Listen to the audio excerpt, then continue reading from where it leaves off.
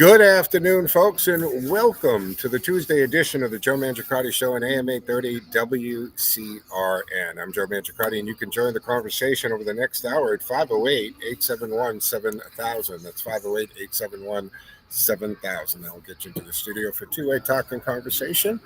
And we're doing a very special broadcast today because we're broadcasting from the American Heritage Museum in Hudson and Stow, but we're going to get more into that detail in a second as to how that came about.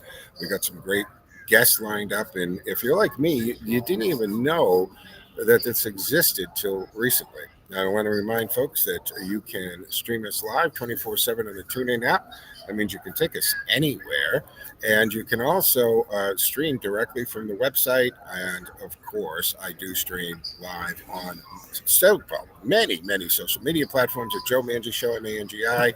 So you can watch, listen on Twitch TV, X, Facebook, LinkedIn profile, and yes, we're streaming live to Rumble. And I'd suggest that you check that out if you can, because a lot of great pictures that we're going to share during the time here. So I took some this morning, loaded them up, and if you look now, you're going to be able to see that we're broadcasting from basically the main floor here, and I'm actually under the nose of an F-105. I was used in Vietnam, so you can see the nose right above my head. This is pretty cool. And there's tanks, but let me invite into the conversation Hunter, first of all, welcome to the show. Thank you for taking time out and inviting us here. Yeah, absolutely. It's great to have you. Okay, I want to make sure your mic's okay. Say something again. Yeah, it's good to have you, Joe. Awesome. Yeah. Awesome. What's your title here? Are you curator, director? Well, my official title is Director of Marketing, Communications, and Education. Okay. We're all kind of chief bottle washers here. Yeah, I know that, how that works. Yeah, but that's basically my primary title. Okay, got it. And this is not something that when we first talked and found out that this existed, you opened in 2019, right before the pandemic? Yeah. Okay. So the whole thing is we got to get the word out and let people hear. This is phenomenal. Why don't you run down, first of all, where you are and how big is the building we're in right now? So this main building, so we have three museums on the property. The main American Heritage Museum building is about 86,000 square feet. Holy cow. Yeah. And you've got how many buildings? The two main buildings? So we actually started back in the early 80s with a classic car collection. Right. So we had these really beautiful cars, mostly turn of the century up into the 1930s. And then we have a historic aircraft hangar. Yeah. That we've had since the early 80s as well. That features a lot of our historic aircraft, a good portion of some of the collection that we have. That features aircraft primarily around World War II, and many of them are still operational. We have an actual airfield here on the property, so a 2,200-foot grass airstrip. So like in September, when we do our aviation, we pull these planes out. They actually take off from the grass strip here in the back. And so those two museums, the car collection and the historic aircraft hangar, we've had for a long time. And it wasn't until we got Jacques Littlefield's collections of tanks that opened up the new American Heritage. Yeah, I want to get into Jacques a little bit because without him, there wouldn't be a lot of stuff here. But this Jacques, tell our listeners his story, because it's a fascinating one. And he was the largest private collector of vehicles or war vehicles, tanks and so forth. So if you could share that so people understood, because what we're looking at here is the amazing weaving of a couple paths, right? That eventually came together to give us where we're sitting today. Yeah. And I just think it's one of those things, Hunter, right? You look back and you go, if not for that, if not for this, we wouldn't be, and you wouldn't have this. So let's talk a little bit about Jacques' background. Jacques Littlefield was an extraordinary man. The Littlefield family, back in the turn of the century, they were involved with a lot of major infrastructure projects. So large dams and railroads and things like that. That's how the Littlefield family kind of amass their wealth in the early 1900s. And then, and when Jacques was a young man, he was at Stanford. One of the things that he enjoyed doing was collecting armor, and that's what started basically his collecting. He was just generally interested in acquiring and preserving, restoring armor and tanks and whole. So his motivation was preserving these things, restoring them, and then keeping them so they didn't rust away in a field somewhere. Right. They were lost into history, and of course, it's a cool toy collection too, right? I mean, that's always fun to have it. But his goal was really to make sure this stuff stayed around, and people could always look back and see the actual stuff, and not just pictures and books, and preserve this stuff. So he went on a buying spree over the decades. Yeah, for decades. He would go overseas, through Europe, anywhere really on the globe where he knew that any of these tanks existed. Mostly they were like junkyards or existing museums, old tank, grounds where they would just graveyards. Yeah, and they were these rusted hulks, and so he would hack them all up, put them on containers, and then bring them to his compound in California, and he would restore them meticulously. The restoration quality that Jacques did is extraordinary. What you're seeing is really just as it looked like at that particular time in history. Now, that's a skill, Hunter, right? And how did he do this? Where did he find, or was he skilled total? I'm assuming he had mechanics and people who, maybe they were even mechanics in World War II. I don't know. Yeah. I mean, where do you find somebody with the expertise to bring a Sherman tank back or something from? It's really a niche thing. Yeah. And, through his, really long time of doing this collecting, he would find out where all the mechanics were that knew how to do this work. Right. And he would bring them to his compound in California. And that's how he was able to do this. You have to imagine, tucked away up in the hills of Portola Valley was building after building stuffed with these tanks. Right. And when our National Wings of Freedom tour would go through California every year, we knew Jacques. This is when he was still alive. Yeah. So he was famous, of course, for his collection. So we'd say, "Oh, Jacques, come into on. town. Yeah, bring come your on. toys We're out. in Let's town. go." Yeah. Bring a tank down. Yeah. Show it off with our aircraft. Yeah. This is a great way to show representation of the ground war and the air war of World War II. Yeah. That's how we got to know Jacques. And so, unfortunately, in 2009, Jacques passed away from pancreatic cancer. Yeah, it's a shame. And in 2013, his family and his foundation had selected us to receive the entire collection. A bit, aside from a couple that they held on to. Yeah. Here's the challenge, right? Is what do you do with a bunch of tanks? Right? Yeah. It's like here's a herd of elephants. Yeah. So that from 2013 to 2019, we set to work developing this museum. But it's so much more than just a couple tanks. It really encompasses the full chronology of American world history, actually starting in the Revolutionary War up to current time.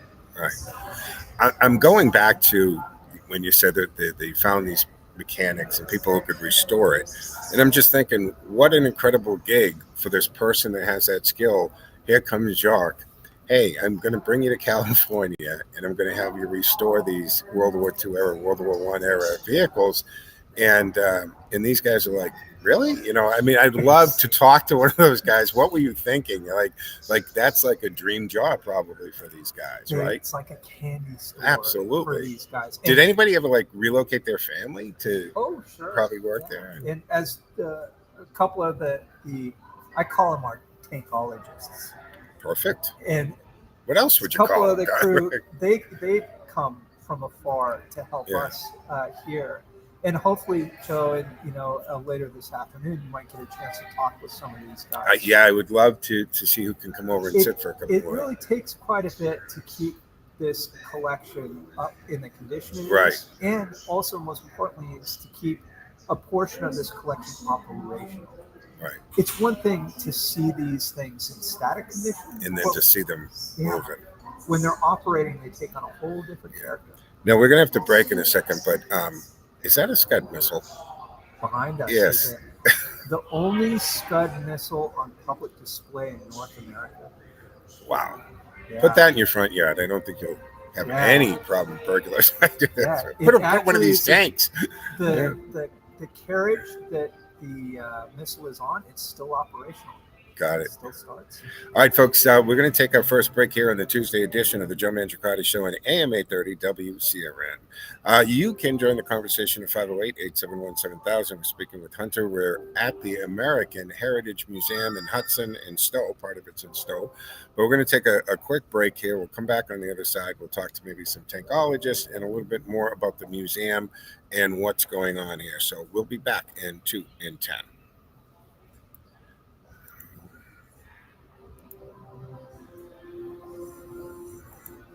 I'm calling him. I'm not getting audio.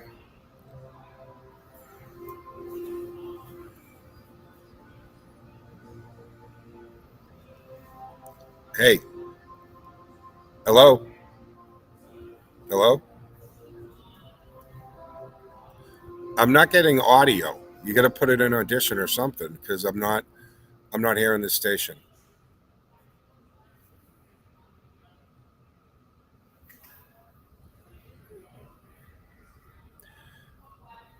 All right. Well, go to the little right now. Go to the little setting wheel under the screen, and when that opens up, go over to where it says audio and make sure that it's set to get the feed because I need to hear the station come through the streaming.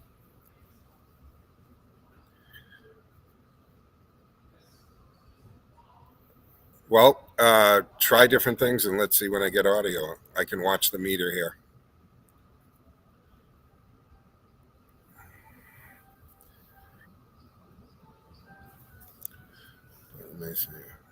We definitely.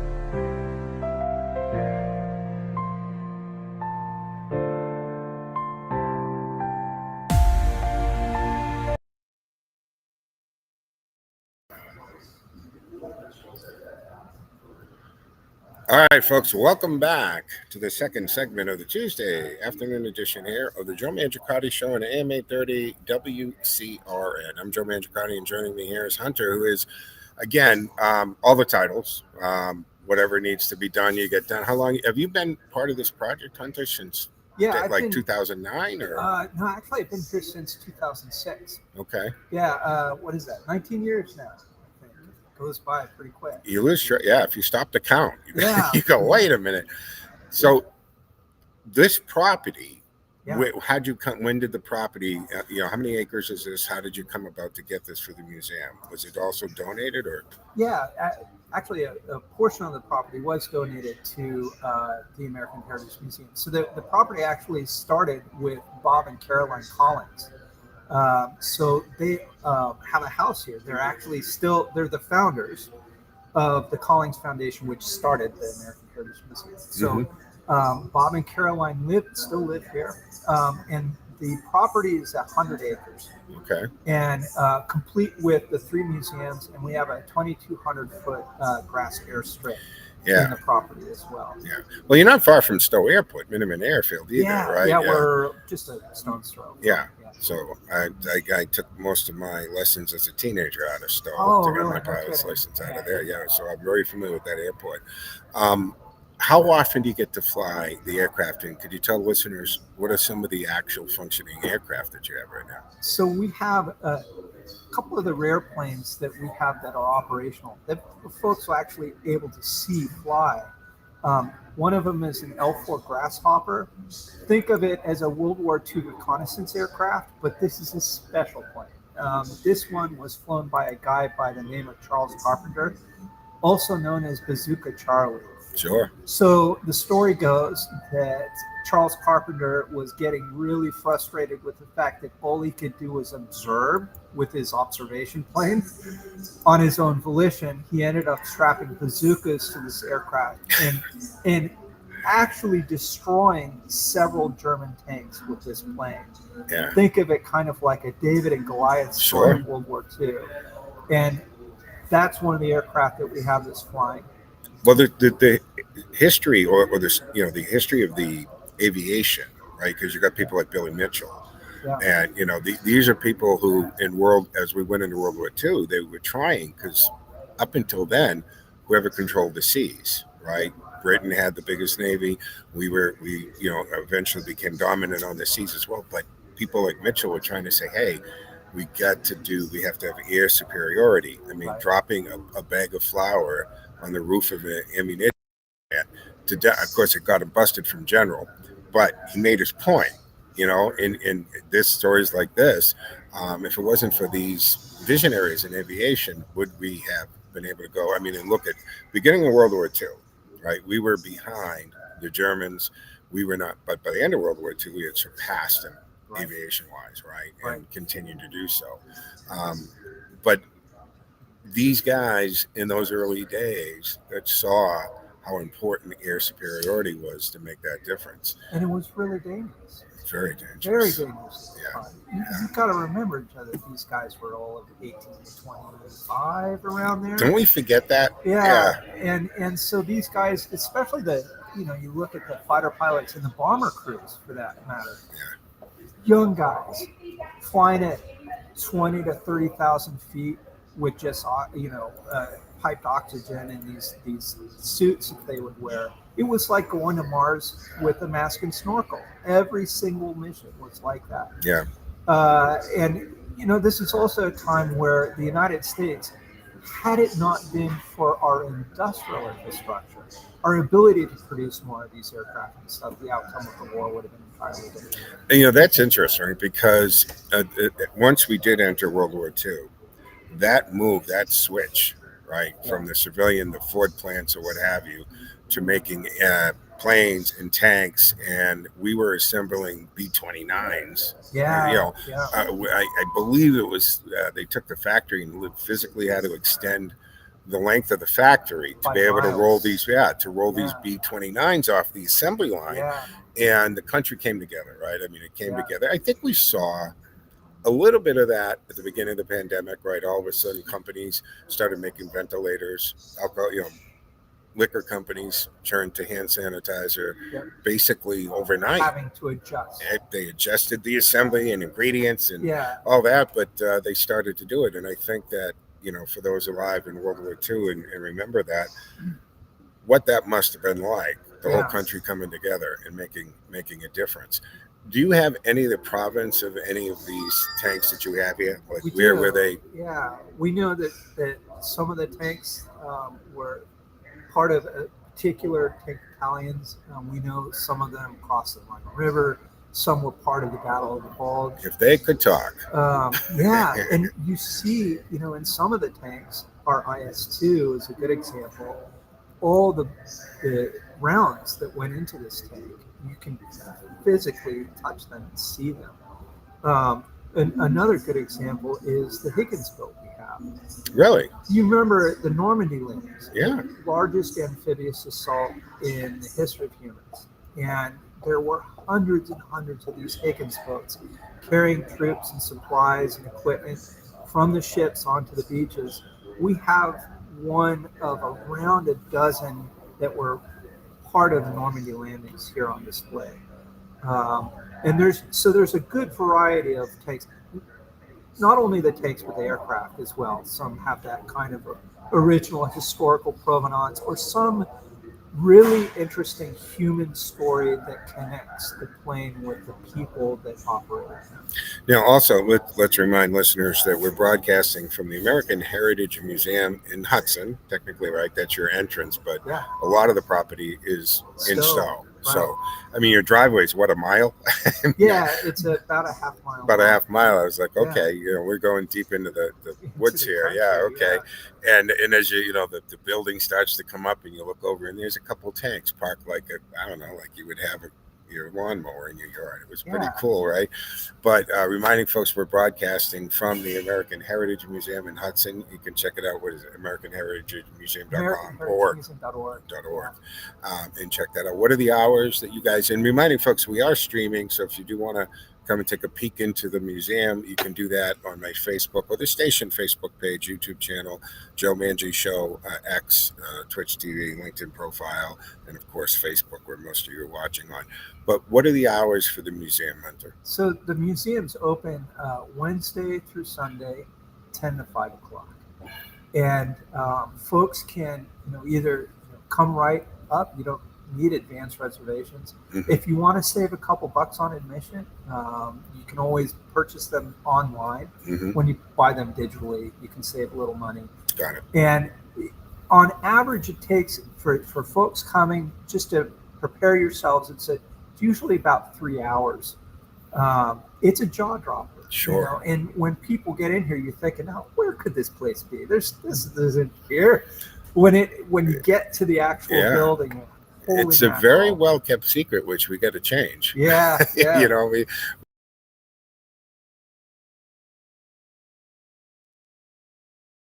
job, folks. Well, actually, we're right in front of our Vietnam and War on Terror exhibit. So we're here.